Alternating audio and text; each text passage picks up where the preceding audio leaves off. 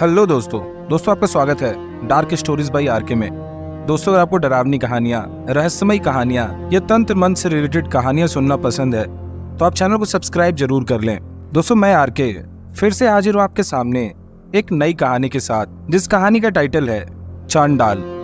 दोस्तों, जितने भी लोग हमारी कहानियां सुनते हैं उनमें से 91% लोगों ने चैनल को सब्सक्राइब नहीं किया है, तो मैं आप सभी से आग्रह करूंगा कि कृपया करके आप चैनल को सब्सक्राइब जरूर कर लें। तो चलिए आज की कहानी को शुरू करते हैं। कई वर्षों पूर्व की घटना है। तब मेरी उम्र लगभग 11 या 12 साल की रही होगी। मेरा पुश्तैनी घर गांव में था। उस घर में मैं, पिताजी, माँ, चाचा चाची और उनके बच्चे सोनू मोनू तथा दादा दादी रहते थे। घर के मुख्य द्वार से थोड़ी आगे बढ़ने पर कमरों की कतारें थी। सबसे अंत में बना एक कमरा अक्सर खाली पड़ा रहता था, जिसमें हम घर का फालतू सामान रखते थे। घर के द्वार के बिल्कुल सामने एक पीपल का पेड़ था। उसकी घनी शाखाएं हमारे आंगन में पड़ती थी। उस पर चढ़ना मुझे बहुत पसंद था और इसी वजह से कई बार मुझे माँ के हाथों की पिटाई भी पड़ी थी, जिससे मेरे दादा दादी बहुत खुश होते थे। अब सोच रहे होंगे कि ये कैसे दादा दादी हैं जो पोते की पिटाई से खुश होते हैं। पर दोस्तों, असल बात ये है कि मेरी माँ के कई वर्षों तक कोई संतान नहीं हुई थी, इसलिए उन्होंने मुझे गोद लिया था। साफ शब्दों में कहा जाए तो मैं इस घर का सगा खून नहीं हूं, इसलिए मेरे दादा दादी मुझे पसंद नहीं करते थे। मैंने बचपन से ही माँ के मुंह से राजा रानी की और शैतानों की कहानियां सुनी थी, जो कि मुझे काफ़ी पसंद भी थी। सबसे ज़्यादा पसंद थी शैतान की कहानियां। शैतान की बातें, उसकी ताकत मुझे बहुत अच्छी लगती थी। ऐसे ही वक्त बीत रहा था। एक बार मैं गर्मियों की छुट्टी में अपने ननिहाल गया। वहां पर सब मुझसे बहुत प्यार करते थे। मेरे मामा से मेरी खूब बनती थी। उनकी उम्र भी मुझसे लगभग 4 साल बड़ी थी। जब भी हम मिलते तो घंटों खेतों में बैठे रहते। इस बार जब मैं मेरे मामा से मिला तो उन्होंने मुझे रामकृष्ण काका के घर के पीछे वाले मंदिर के बारे में बताया। मेघ, पता है तुझे कि रामकृष्ण काका के घर के पीछे एक मंदिर है जो कि पिछली सर्दियों में ही सबकी नज़र में आया है। क्या मामा, आप भी बना रहे हो? कोई मंदिर रातों रात थोड़ी बना होगा। नहीं भाई, सच। असल में उनके खेत का वो हिस्सा हमेशा से झाड़ियों से घिरा रहता था और वहाँ सांप का भी खतरा था, तो कोई भी वहाँ नहीं जाता था। लेकिन सर्दियों में जब काका के पोते की गेंद वहाँ गई, वो उसे ढूंढता हुआ वहाँ गया, तब उसे मंदिर का केवल ऊपरी हिस्सा दिखा। जब सबने वहाँ जाकर और खुदाई की तब पूरा मंदिर दिखा। लेकिन हैरान होने की बात ये थी कि उस मंदिर में कोई मूर्ति नहीं थी। गांव के पंडित जी ने कहा, यहाँ सबका जाना वर्जित है क्योंकि ये मंदिर खंडित है। तब से वहां कोई नहीं जाता। लेकिन अब हर रात वहां से अजीब अजीब आवाजें आती हैं। वाह मामा, क्या खबर दी है आपने। चलो फिर उस मंदिर में चलकर देखा जाए कि वहां ऐसा क्या है। पागल हो गया है क्या? वो मंदिर ठीक नहीं है। पता नहीं कोई भूत प्रेत हुआ वहां तो। ना बाबा ना, मैं नहीं जाऊंगा और ना ही तू जाएगा, समझ ले ये बात। मैंने कुछ कोशिश की मामा को मनाने की, पर वो मंदिर में जाने को तैयार नहीं हुए। हार के मैंने भी वहाँ जाने का ख्याल छोड़ दिया और उनके साथ घर चला आया। लेकिन उस मंदिर को देखने की इच्छा मेरे मन में जोर पकड़ चुकी थी और किसी भी हाल में मुझे वो मंदिर देखना था। पर यह इतना आसान नहीं था। साथ ही मैंने मन ही मन वहाँ अकेले जाने से डर भी रहा था। इसलिए मैंने निर्णय लिया कि पहले उस मंदिर के बारे में गांव वालों से पता किया जाए। अगली सुबह मैं अकेले ही निकल पड़ा रामकृष्ण काका के खेत की तरफ। वहां मुझे उनका पोता खटिया पर बैठे मिला। मेरे पास अच्छा मौका था। मैं उसके पास गया और कुछ इधर उधर की बात करके सीधे मुद्दे पर आ गया। मैंने उससे मंदिर के बारे में पूछा तो उसने तपाक से जवाब दिया कि उस मंदिर की खोज उसी की गेंद के द्वारा हुई है और वो कई बार चुपचाप उस मंदिर में जा भी चुका है और वहां खतरे जैसा कुछ नहीं। और तो और उसने कहा कि कई बार बापू की बीड़ी पीने के लिए मैं छुपकर वहीं जाता हूं। उसकी बातों से मैंने सोचा कि ये तो बड़ा खिलाड़ी लड़का निकला। और एक मेघ तू जो अभी भी वहां जाने से डर रहा है। अब मैंने सोच लिया था कि जब ये 3 फुट का चूहा वहां जाकर सुट्टा लगा सकता है तो मुझे भी वहां जाना तो चाहिए ही, और वो भी आज रात। ऐसा सोचकर मैं वहां से चला गया। अपने मन में मैंने रात की सारी योजना बना ली थी। रात को तबीयत का बहाना बनाकर मैं जल्दी सो गया और सबके सोने के बाद हाथ में एक टॉर्च और चाकू लिए वहां से मंदिर की ओर दबे पांव निकल पड़ा। अंदर ही अंदर मुझे डर लग रहा था, लेकिन दूसरे ही पल मुझे ख्याल आता कि जब वो बच्चा वहां जा सकता है तो मैं क्यों डर रहा हूं। और फिर मेरे पास चाकू भी था। माँ ने बताया था कि भूत प्रेतों को चाकू से डर लगता है। यही सब सोचते सोचते मैं काका के खेत के पास पहुंचा। वहां पर नजर दौड़ाई तो मुझे दूर दूर तक कोई दिखाई नहीं दिया। मैं निश्चिंत होकर आगे बढ़ने लगा। काका का खेत पार करके थोड़ी दूर पर मुझे मंदिर दिखाई दिया। उस काली रात में वह मंदिर बहुत ही भयानक लग रहा था। देखने में तो वो ज्यादा बड़ा नहीं था। ऐसा लग रहा था बस 2 कमरों को जोड़कर एक मंदिर बना दिया है। मंदिर के ऊपर एक काले रंग का झंडा लहरा रहा था। एक पल को मेरा मन हुआ कि वापस भाग जाऊं, लेकिन दूसरे ही पल मैंने खुद को हिम्मत दी और आगे बढ़ने लगा। थोड़ी देर में मुझे मंदिर स्पष्ट दिखाई दे रहा था, जो कि पूरी तरीके से खंडहर सा लग रहा था। आसपास में उगी हुई झाड़ियां उसे और भी भयानक बना रही थी। मंदिर में यही कुछ 4 सीढ़ियां थी और उसके बाद था मुख्य द्वार, जिस पर एक ताला लगा था। मैं आगे बढ़ा और उस ताले को खोलने का प्रयास करने लगा, पर वो नहीं खुला। तो मैंने एक पत्थर से उस पर वार किया और वो खुल गया। मुख्य द्वार को खोलते ही एक अजीब सी बदबू मेरे नथुनों में आ गई और मैंने अपने नाक पर हाथ रख लिया और टॉर्च की मदद से आगे बढ़ने लगा। उस मंदिर में कोई मूर्ति नहीं थी, लेकिन मूर्ति रखने की जगह बनी हुई थी। आसपास छोटे छोटे कुंड बने हुए थे। मैं मंदिर में और आगे बढ़ने लगा तो मैंने देखा कि दीवारों पर अलग लोगों की बलि देते हुए चित्र लगे हैं। ऐसे ही लगभग 9 चित्र देखे मैंने। पता नहीं क्या था उस जगह में कि मैं मंत्रमुग्ध सा वहां बिना डरे घूम रहा था। वहां की सीलन भरी दीवारें मुझे पसंद आ रही थी। तभी मेरी नजर एक संदूक पर गई।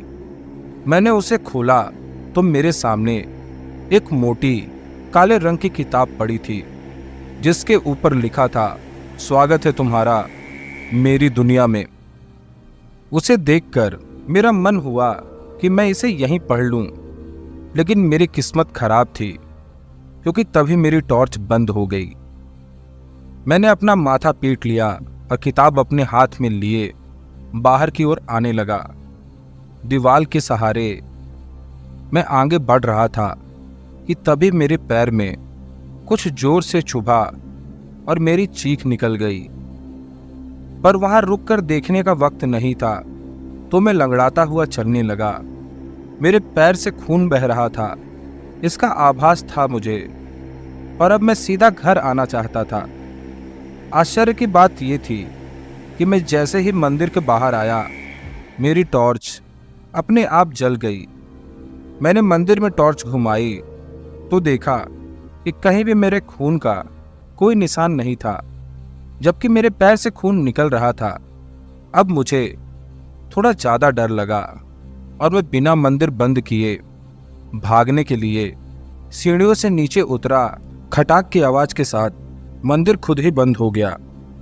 अब तो मैं जो सिर पर पैर रख के भागा कि बस मैं ही जानता हूँ। उस वक्त अगर गांव में दौड़ की प्रतियोगिता होती तो निश्चित ही मैं प्रथम आता।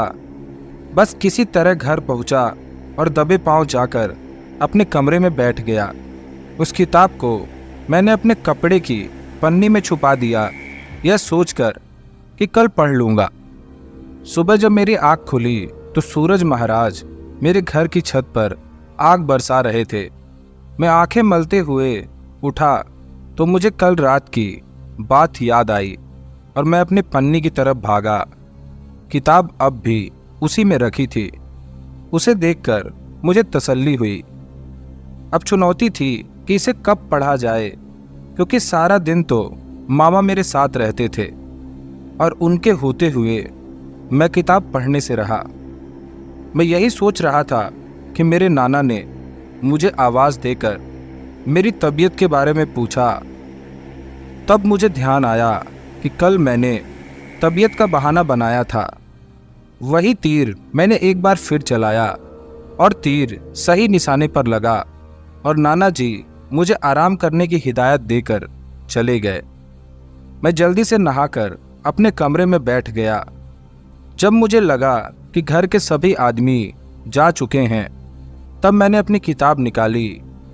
काले कवर में लिपटी वो किताब जिस पर लिखा था, स्वागत है तुम्हारा मेरी दुनिया में।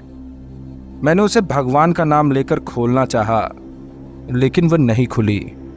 काफ़ी कोशिश पर भी वह किताब नहीं खुली। अब मुझे गुस्सा आने लगा तो मैंने उसे साइड में रख दिया। पर अब उस किताब का पहला पन्ना अपने आप खुला। उस पन्ने पर एक आदमी का चित्र था जिसका सर गंजा था और उस पर 2 सींग थे। शरीर पर सिर्फ काले रंग की लंगोटी थी। कमर से 2 काले रंग के बड़े बड़े पंख निकले थे और एक काले रंग की पूंछ थी। उसके दांत बाहर की ओर निकले हुए थे और उसके नीचे लिखा हुआ था, चांडाल। मैंने माँ से अनेकों कहानियाँ सुनी थी, लेकिन यह चांडाल मेरे लिए एक नया नाम था। मुझे रत्ती भर भी नहीं पता था चांडाल के बारे में, लेकिन यह भी सच है कि उस चित्र को देखकर मैं थोड़ा डर गया था। इसलिए मैंने किताब को वापस बंद करना चाहा, लेकिन आश्चर्यजनक रूप से वह किताब वैसी की वैसी खुली रही। अब मेरे पास अगला पन्ना पलटने के अलावा कोई चारा नहीं था। मैंने अपनी आंखें बंद करी और अपनी सारी शक्ति को समेटा और फिर अगला पन्ना पलटा और इसी पन्ने से शुरू हुई चांडाल की कहानी। मैं चांडाल हूँ और मेरी दुनिया में तुम्हारा स्वागत है। एक बात याद रखना कि तुम इसे खोल तो अपने मर्जी से सकते हो, लेकिन ये बंद मेरी मर्जी से होगी। खुशकिस्मत हो तुम मेघ, क्योंकि मैंने तुम्हें अपना इतिहास जानने की अनुमति दी है। आज से तुम्हारे दिन बदलने वाले हैं। मैं तुम्हें दौलत, शोहरत, प्यार, पैसा वो सब कुछ दूंगा जो तुम्हें चाहिए, लेकिन इसके बदले आज से तुम्हें मेरी पूजा करनी होगी। भूलना होगा अपने भगवान को। वैसे भी तुम्हारे भगवान के पास इतना समय नहीं है कि वो तुम्हारा ध्यान रखे। अगले पन्ने पर चांडाल एक आदमी की बलि देने जा रहा था। उसके पास उसके जैसे ही कई चांडाल बैठे थे, हाथ में कटोरा लिए, उस बलि के कटने का इंतजार कर रहे थे। इसके ठीक अगले पन्ने पर चांडाल के विषय में कुछ जानकारियां थी। चांडाल एक प्रेत प्रजाति होती है, लेकिन प्रेतों में सबसे खतरनाक इस प्रजाति को माना जाता है। ये उन लोगों की भटकती आत्मा है जो अपने जीवन काल में अत्यंत नीच कार्यों को करती है। इनके पास अपार शक्ति होती है। इन शक्तियों के बल पर ये किसी को भी सम्मोहन में बांध सकते हैं। ये इतने शक्तिशाली होते हैं कि इन्हें किसी के शरीर में प्रवेश करने की आवश्यकता नहीं होती। स्वयं के रूप में रहकर भी ये इंसान को हानि पहुंचा सकते हैं। पर अगर ये इंसान की इच्छा को पूरा करना चाहे तो उस इंसान को रंग से राजा बना देते हैं। इनका प्रेत काल बहुत लंबा होता है। किसी भी सूरत में इनका विनाश संभव नहीं। इसलिए इनकी गुलामी इंसान को सदैव करनी चाहिए। किताब खत्म हो गई थी और मेरी एक जोरदार हंसी निकल गई। अब मैंने किताब को बंद किया और साइड में फेंक कर पेट पकड़कर हंसने लगा। कितनी मजाकिया किताब थी, मैंने खुद से ही हंसते हुए कहा और कमरे से बाहर आ गया। मेरा पूरा दिन तो शांति से बीता, लेकिन शाम ढलते ढलते मेरा मन घबराने लगा। ऐसा लग रहा था जैसे कोई साया मेरा पीछा कर रहा है। मैं अपने मामा के साथ घूमने लगा। जहां वो जाते मैं उनके पीछे हो लेता। अब मुझे थोड़ा डर कम लग रहा था। रात को मैं अपने मामा के साथ ही सोने लगा।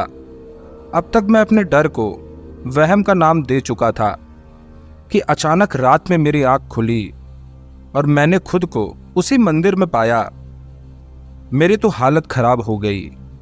मैं उठकर वापस भागने को हुआ, लेकिन मैं अपनी जगह से हिल नहीं पा रहा था। धीरे धीरे एक साया मेरी तरफ आ रहा था, लेकिन अंधेरे की वजह से मुझे नहीं दिखा। मुझसे थोड़ी दूर पर वह रुक गया और धीरे से वहां रोशनी होने लगी और वो साया मेरे सामने था। यह ठीक वैसा ही था जैसे उस किताब में मैंने देखा था। बेवकूफ़ लड़के, तेरी इतनी हिम्मत कि तूने मेरे अस्तित्व को नकारने की जुर्रत की। अब देख मैं तेरा क्या हाल करता हूँ। तुझे ऐसी मौत दूंगा कि तेरी रूह कांप जाएगी। और ऐसा कहकर उसने अपनी लंबी काली पूंछ से मुझे उठाकर दीवार पर दे मारा। मैंने अपना सर तो बचा लिया, लेकिन मेरी कमर बुरी तरह टूट गई थी। उसने एक चाबुक लिया और मुझ पर बेहिसाब वार करने लगा। मुझे अपनी मौत अपने सामने दिख रही थी और बचने का एक ही रास्ता दिख रहा था, और वो था उस चांडाल की गुलामी कबूल करना। और ऐसा ही मैंने उस वक्त किया। मैंने उसके आगे हाथ जोड़ लिए और कहा कि चांडाल, मुझे माफ़ कर दो। मैं आज से आपकी गुलामी मानता हूँ। मेरी बात सुनकर वह कुछ पल रुका, फिर अपने आसन पर किसी राजा की तरह बैठ गया और उसने जो कहा वो सुनकर मेरी हवा निकल गई। वो मेरा पूरा अतीत जानता था और साथ ही उसने कहा कि अब मैं अपनी मर्जी से उसकी गुलामी मंजूर कर रहा हूँ, और अगर मैं अपनी बात से पीछे हटा तो वो मेरे पूरे परिवार को मार देगा। लेकिन अगर मैं उसकी शरण में रहा तो मुझे वो सब देगा जिसकी मुझे ख्वाहिश है। लेकिन उस वक्त तो मुझे सिर्फ ख्वाहिश थी अपनी जान बचाने की। मैंने उसके आगे हाथ जोड़कर घर जाने की विनती की। सर झुका मेरे कदमों में नालायक। उसकी कर्कश आवाज मेरे कानों से टकराई और सीधा मेरे दिल में डर पैदा करने लगी। मैंने भी किसी आज्ञाकारी बालक की तरह आगे सर झुकाया और तभी एक तेज रोशनी चारों तरफ फैल गई। मैंने अपनी आंखें मूंद ली और जब खोली तो मैं अपने घर पे था, लेकिन पूरा बदन टूट रहा था, गला प्यास से सूख रहा था, दिल अभी तक जोरों से धड़क रहा था। और ये सब चीजें मुझे यकीन दिला रही थी कि अभी अभी जो मैंने देखा है वो मेरा सपना नहीं था। प्यास मेरी बर्दाश्त से बाहर थी। बड़ी हिम्मत करके मैं उठा और मटके के पास गया और पानी पीने लगा। जैसे मैं वापस जाने को हुआ कि मुझे कोई चीज चमकती हुई दिखाई दी। उसे देखने के लिए आगे गया। ये वही किताब थी। मैंने डरते हुए उसे हाथ से छुआ तो मेरे शरीर में सरसराहट दौड़ गई और मेरा पूरा दर्द ऐसे गायब हो गया जैसे कुछ हुआ ही नहीं था। मेरा सारा दर्द गायब हो चुका था, जिसकी मुझे खुशी थी, लेकिन मैं डर भी रहा था इसलिए वापस आकर सोने की कोशिश करने लगा। जल्द ही मुझे नींद आ गई और मैं नींद की आगोश में समा गया। सुबह मेरी आंख खुली तो सब अपने अपने काम में लगे हुए थे। मैंने भी नित्य कर्म से मुक्त होकर वापस वो किताब लेकर पढ़ने लगा। इसके आगे लिखा था कि किसी तरह से चांडाल की पूजा की जाती है और उसे खुश किया जाए। चांडाल राज्य एक सर्वशक्तिमान प्रेत है, अपने भक्तों पर हमेशा कृपा करता है। यही चीज उन्हें सर्वश्रेष्ठ बनाती है। चांडाल राज्य अपने सभी पूजने वालों की सारी मुरादें पूरी करता है, क्योंकि चांडाल राज्य ईश्वर से अधिक शक्तिशाली और दयावान है। जो भी व्यक्ति चांडाल राज्य को प्रसन्न करना चाहता है, उसे अपना अस्तित्व चांडाल राज्य को समर्पित करना होगा। अपने खून से चांडाल राज्य को भोग लगाना होगा, साथ ही एक जीव की बलि देनी होगी।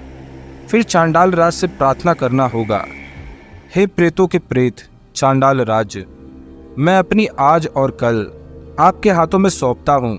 मेरी आत्मा, मेरा शरीर आपका गुलाम है। आज से मैं आपकी भक्ति को स्वीकार करता हूँ और आपकी शक्ति को नमन करता हूँ।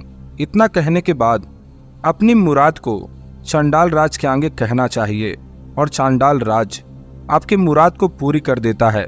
मुझे बड़ी हैरानी हुई। उस किताब में लिखी सारी बातें मेरे दिमाग में घूमने लगी, पर मैं था खुरापाती दिमाग का। मैंने भी सोचा क्यों ना मैं कुछ मांग कर देखूं, लेकिन कैसे? क्योंकि अपना खून चांडाल को देना और फिर किसी की बलि देना, ये सब मेरे बूते से बाहर था। इसलिए मैंने कुछ नहीं किया और शांत बैठ गया। सारा दिन शांति से बीता और शाम को मेरे मामा भागते हुए आए और घर में घुसते ही मेरा नाम जोर जोर से चिल्लाने लगे, अरे मेघ, तू तो बड़ा छुपा रुस्तम निकला।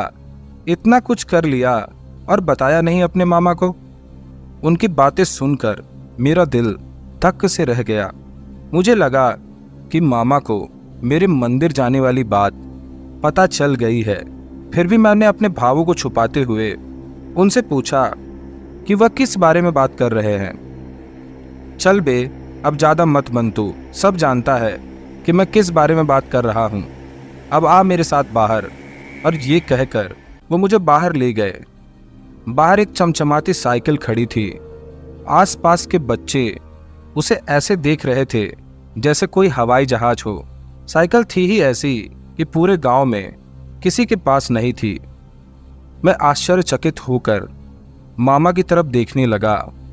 उन्होंने मुझे एक टफली मारी और कहा, इस तरह क्या देख रहा है, ये साइकिल तेरे लिए है। उनकी बात सुनकर मैं उन्हें घूरने लगा। तभी सामने से एक आदमी आता हुआ दिखा। अरे बेटा मेघ, बधाई हो, तुम्हें ये साइकिल हमारी ओर से उपहार स्वरूप मिली है। पहली प्रतियोगिता में प्रथम आने पर मैं कुछ कह पाता, इससे ही पहले उन्होंने मामा को कहा वो बच्चों की भीड़ को साइकिल से दूर कर दे। और मामा उनकी बात सुनकर आगे बढ़ गए और वो आदमी मेरी तरफ मुड़कर बोला, मेघ, ये उपहार चांडाल राज ने दिया है। लेकिन क्यों और उन्हें किसने कहा कि मुझे उपहार चाहिए? आप इसे ले जाइए, मैंने कहा। तो वह गुस्से में मुझे घूरने लगा। फिर अपने क्रोध को शांत करते हुए उसने कहा, मेघ, नादान मत बनो। चांडाल राज के उपहार को ना नहीं कहते। तुम कुछ मांगो या ना मांगो, पर चांडाल राज अपने भक्तों के बारे में सब जानते हैं। वह ईश्वर नहीं है जो अपने भक्तों की पुकार को अनसुना कर दे। उन्होंने तुम्हारी इच्छा पूरी की क्योंकि तुम उनके सबसे छोटे उपासक हो। साथ ही तुम्हें संसार में चांडाल राज्य का राज स्थापित करना है। अभी तो ऐसे बहुत सी ख्वाहिशें हैं जो तुम्हारी पूरी होंगी। आखिर तुमने चांडाल राज्य के अस्तित्व को स्वीकारा है, उसका उपहार तो तुम्हें मिलना ही था।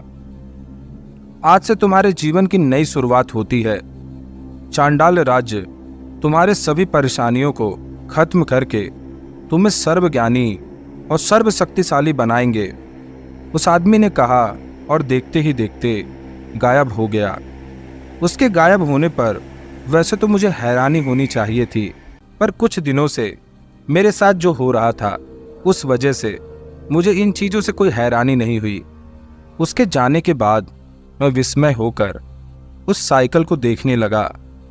असल बात तो यह थी कि इस साइकिल की ख्वाहिश मुझे बहुत पहले से थी। अपने दोस्तों पर धौंस जमाने के लिए मैंने कई बार माता पिता से इस साइकिल के लिए कहा, परंतु मेरे पिता एक साधारण से अध्यापक थे। उनकी सीमित आय में इतनी महंगी साइकिल खरीदना लगभग नामुमकिन था। इस साल होने वाले गणपति विसर्जन में मैंने गणेश जी से इसी साइकिल की मांग की थी, लेकिन यह साइकिल मिली भी तो मुझे चांडाल के हाथों से।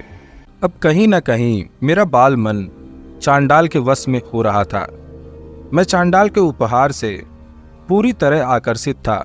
चांडाल से साइकिल उपहार में लेने के बाद मुझे बहुत खुशी हो रही थी। पूरे गांव में मेरा ठाठ एकदम से बढ़ गए थे। आसपास के बच्चे मुझे ऐसे देख रहे थे जैसे मैं कोई राजकुमार हूं और वह एक साइकिल ना होकर सुनहरा घोड़ा है। जल्द ही यह खबर मेरे माता पिता तक पहुंच गई। उन्हें मुझ पर बहुत गर्व था। हाँ, मेरे चाचा चाची और दादा दादी इस बात से खुश नहीं थे, लेकिन मैं खुश था और अब मैं जल्दी से जल्दी अपने घर वापस जाना चाहता था ताकि मैं उन्हें भी अपना उपहार दिखा सकूं। अगले 2 दिन तक मैंने उस साइकिल से खूब सैर की। आसपास के गांवों के सरपंचों के घर में भी ऐसी साइकिल नहीं थी। अपने घर वापस जाने से पहले मुझे एक बार फिर वही सपना आया और मैंने खुद को वापस उसी मंदिर में पाया। मेरी आंखों के आगे चांडाल अपने आसन पर बैठा हुआ था।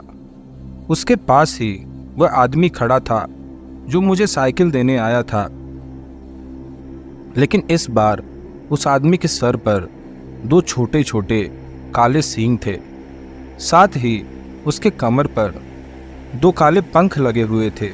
मैं चांडाल के आगे हाथ जोड़कर खड़ा हो गया। पता नहीं क्यों, पर मेरे हाथ खुद ब खुद ही जुड़ गए। यह शायद चांडाल के उपहार का फल था।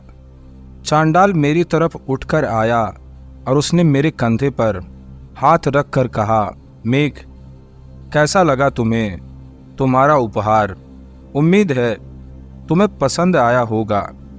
कल तुम वापस अपने घर जा रहे हो, लेकिन यह मत सोचना कि मैं तुम्हारा पीछा छोड़ दूंगा। तुम्हारे विद्यालय के पीछे वाले आम के बगीचे में तुम्हें मेरा यही मंदिर मिलेगा, लेकिन जिसे सिर्फ तुम देख पाओगे, क्योंकि तुम मेरे सबसे छोटे उपासक हो और इस संसार में मेरा राज्य तुम्हारे द्वारा आने का सौभाग्य मैंने तुमको दिया है।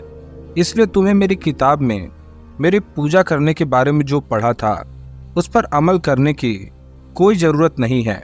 तुम्हें जो भी चाहिए वह केवल अपने मन में मेरा नाम लेकर मांग लेना। अब तुम्हारे जीवन में किसी प्रकार की कोई कठिनाई नहीं आएगी, क्योंकि मैं चांडाल राज्य तुम्हारी रक्षा के लिए तत्पर हूँ। तुम मेरी छत्र छाया में हो। जो चीज़ तुम्हें ईश्वर नहीं दे सका वह मैं दूंगा। तुम्हारी एक पुकार पर इस संसार को तुम्हारे कदमों में झुकाने का दायित्व अब मेरे कंधों पर है। बदले में तुम्हारा अस्तित्व, तुम्हारी आत्मा, तुम्हारा शरीर, तुम्हारी भक्ति सब मेरी हुई। मैं तुम्हें स्वयं को प्रसन्न करने का मौका दूंगा। शायद तुम इससे मिले हुए हो। ये तमसासुर है। आज से यह हर पल तुम्हारे साथ ही रहेगा, तुम्हारी हर जरूरत का ख्याल रखेगा, साथ ही तुम्हें नए नियमों से अवगत करवाएगा। अब जाओ मेघ अपने घर। और इतना सुनकर मेरी आंखें खुल गई। मैं अपने कमरे में अपने बिस्तर पर था। अगली सुबह उठकर अपने घर के लिए निकल गया। एक साया मेरी परछाई बनकर लगातार मेरे पीछे चल रहा था। मैं समझ चुका था कि यह तमसासुर है। मैं अपनी साइकिल को हवा से बातें करवाता हुआ चला जा रहा था कि सामने देखा तो एक पेड़ रास्ते में गिरा था। मैं साइकिल पर था, इसलिए आगे जाने का सवाल ही पैदा नहीं होता। तो तभी मुझे पीछे से आवाज आई और उसने मुझे आदेश दिया कि जंगल के रास्ते से चला जाए। क्योंकि अब चंडाल मेरे साथ था इसलिए मुझे डर तो नहीं लगा, पर फिर भी मैंने उसे मना किया और कहा कि इस पेड़ को उठा दो तो मैं यहीं से चला जाऊंगा। पर फिर उसने मुझे झल्लाकर कहा कि जंगल के रास्ते से चलो और मैं उसके आदेश को मना नहीं कर सका। मैं अपने साइकिल जंगल के रास्ते से जाने लगा। अब जंगल का रास्ता ऊबड़ खाबड़ था, इसलिए मैं साइकिल चलाकर नहीं बल्कि घसीट कर ले जा रहा था। जंगल के बीचों बीच पहुंच के अचानक से मुझे एहसास हुआ कि मेरे पीछे तमसासुर नहीं है। मैंने पीछे पलटकर देखा तो वाकई में वो नहीं था। मुझे भी शांति मिली। चलो अच्छा है, कुछ वक्त के लिए उसने मुझे छोड़ा तो सही। मैं थोड़ी ही दूर गया था कि मुझे अपने पीछे से चप चप की आवाज़ आने लगी। ऐसा लग रहा था जैसे कोई किसी जानवर का कच्चा मांस चबा चबा कर खा रहा है। सच बोलूं, इस वक्त मुझे इतना डर लगा मेरा दिल मेरी छाती फाड़कर बाहर आ जाएगा। मैंने बहुत हिम्मत करके पीछे पलट कर देखा तो तमसासुर अपने हाथ में किसी जानवर की कटी फटी लाश घसीटते हुए आ रहा था। उसके हाथ में उस जानवर का सिर था जिसे वो चबा चबा कर खा रहा था। इतना देखकर मेरी तो सिट्टी पिट्टी गुल हो गई, वहीं बेहोश हो गया। जब मेरी आंख खुली तब मैं अपने घर के बाहर था। मेरे घर के सामने एक छोटा सा बगीचा था, वहीं पर मैं बेहोश पड़ा हुआ था। तमसासुर मुझे बैठाकर अपनी लाल लाल आंखों से घूर रहा था। उसने कड़कती आवाज में मुझसे कहा, तुम्हें इन सब की आदत डालनी पड़ेगी, यही हम लोगों का खाना है। और अब जबकि मैं तुम्हारे साथ यहाँ आ गया हूँ तो तुम्हें मेरे लिए इन सब का बंदोबस्त करना होगा, समझे? चलो मेरे साथ, तुम्हारी परछाई बनकर मैं तुम्हारे साथ रहूँगा। मैंने उससे बहस करना जरूरी नहीं समझा और उठकर अपने घर की तरफ चलने लगा। घर में मेरी माँ मुझे देखकर बहुत खुश हुई। उन्होंने सबसे पहले मेरी आरती उतारी और फिर मेरे साइकिल की, फिर एक नारियल फोड़कर मुझे घर में आने दिया। मैं बहुत खुश था। इतने दिनों बाद अपनी माँ से मिलकर मैं अपने कमरे में उनके पास बैठ गया और माँ को बता रहा था कि मैंने इस साइकिल से कहाँ कहाँ सैर की थी कि तभी मुझे बाहर से मेरे चाची के लड़के सोनू की चीखने की आवाज़ आई और फिर मैं अपनी माँ के साथ बाहर की तरफ भाग आया। बाहर आया तो देखता हूँ कि भारी भरकम साइकिल सोनू पर गिरी हुई है। चाचा साइकिल को उठाने की कोशिश कर रहे हैं पर वह साइकिल किसी से नहीं उठ रही है। मेरी दादी कह रही हैं, कैसी मनहूस साइकिल है, अभी अभी आई है और आते ही कलेश कर दिया। अरे लाजवंती देख, तेरे बेटे की करतूत, कैसी मनहूस साइकिल आया है, मेरे पोते को मार दिया। हाय रे, कोई बचाओ मेरे पोते को। किसी को दिखे या न दिखे, लेकिन मुझे सब दिख रहा था। साइकिल के ऊपर तमसासुर था जो कि मेरे चाचा के लड़के की जान लेने के लिए उतारू था। मैंने आंखों के इशारे से तमसासुर को हटने को कहा और वह मुझे गुस्से से देखता हुआ उतर गया। चाचा ने अब साइकिल को हटाया और वह ऐसे हट गई जैसे उसमें कोई वजन ही ना हो। सोनू को सच में चोट लगी थी। मेरे दादा दादी मुझको कोसने लगे। इतना ही नहीं, मेरी दादी तो मुझे मारने लगी और उन्होंने एक थप्पड़ रसीद के मेरे गाल पर दिया और कहा कि फेंक दो इस मनहूस साइकिल को। ऐसा नहीं है कि पहले कभी उन्होंने मुझे मारा नहीं था, लेकिन इस बार उनका थप्पड़ मेरे गाल पर नहीं, मेरे दिल पर लगा था। ये शायद चांडाल की संगत और शक्ति का असर था कि पहली बार मैंने तमसासुर की तरफ देखा और अपने मन में कहा कि काश इस दादी को जान से मार सकता। शाम का साय धीरे धीरे रात के सन्नाटे में बदल रहा था। मैं इस बात से अनजान था कि अगला पल मेरे लिए क्या ले आए। मैं तो अपनी कही बात भी भूल चुका था, लेकिन शायद चांडाल कुछ नहीं भूलता। रात का खाना खाकर हम सब अपने कमरे में सोने चले गए कि अचानक मेरी आँख खुली और मैं यंत्रवंत तरीके से अपने दादी के कमरे में चलने लगा। वहाँ पर मेरी दादी सोई हुई थी। मैंने उन्हें देखा और अपने हाथों को हवा में ऊपर उठाया और मुड़कर आगे चलते हुए बाहर आ गया। अब मेरे कदम मेरे विद्यालय के पीछे वाले आम के बगीचे की ओर जा रहे थे। मेरे पीछे पीछे दादी का शरीर हवा में लहराता हुआ आ रहा था। वहां पहुंचकर मैं रुक गया। धीरे धीरे धरती में कंपन हुई और जमीन फाड़कर वो मंदिर बाहर आने लगा। मैंने उस मंदिर में प्रवेश किया और मेरे पीछे पीछे दादी का शरीर भी आ गया। मैंने अपनी आंखों को लाल करते हुए दादी की तरफ देखा तो दादी का शरीर जमीन पर धड़ाम की आवाज के साथ गिरा, जिससे उनकी नींद खुल गई। उनकी आंखों के आगे मैं खड़ा था। मुझे देखते ही वो चिल्ला पड़ी, क्यों रे कल मुहे, तू क्या कर रहा है मेरे कमरे में? मुझे जान से मारने आया है क्या? मरने नहीं वाली हूँ मैं तुझे इस घर से निकाले बिना। पता नहीं किसका खून है तेरे अंदर। जब तक तुझे घर से बाहर निकाल नहीं दूंगी, भगवान भी मुझे नहीं मार सकता। ना जाने कौन सी ताकत मेरे अंदर थी कि जिस दादी के आगे मेरी कैंची जैसी जुबान भी नहीं चलती थी। मैंने उनकी बात का जवाब दिया, हाँ बुढ़िया, सही कह रही है तू। तुझे भगवान भी नहीं मार सकता, पर तेरा सामना भगवान से नहीं चांडाल राज से हुआ है। अब दादी का ध्यान अपने आसपास के माहौल पर गया और उनके चेहरे पर डर की बूंदें जमा होने लगी। मेघ, कहाँ ले आया रे तू मुझे? इतना कहकर जैसे ही दादी भागने को तैयार हो रही थी, मैंने पीछे से उनके बाल पकड़ लिए और चांडाल के आगे ले आया। चांडाल ने अपनी लाल आंखों से मेरे दादी की तरफ देखा। क्यों बुढ़िया, तुझे जानने का बड़ा शौक है ना कि मेघ में किसका खून है? चल ठीक है, आज तेरा खून बहेगा और तू मुझे बताएगी कि तुझ में किसका खून है। भूल गई कि तेरा बाप रामलाल तेरी माँ को कोठे से उठाकर लाया था और तब तेरी माँ पूरे 3 महीने के पेट से थी? या तू ये भूल गई कि तेरा आदमी तुझे माँ बनाने में नाकाम था और तेरे दोनों बच्चे उसके नहीं बल्कि तेरे उस नौकर थामा की औलाद हैं? ये राज तो तेरे पति और बच्चों को भी नहीं पता। यह सुनकर मेरे दादी की हालत खराब हो गई। अपने पूरे शरीर में जितनी भी जान थी उसको इकट्ठा करके वह भागने लगी, लेकिन उसी वक्त उनके सामने मैं आ गया और मैंने अपना हाथ उनके गले पे रखा और बेतहाशा थप्पड़ उन्हें मारने लगा। हर थप्पड़ के साथ उनकी तेज चीख मंदिर में गूंज रही थी। सारा इलाका आज दादी और मेरे हिसाब किताब को देख रहा था।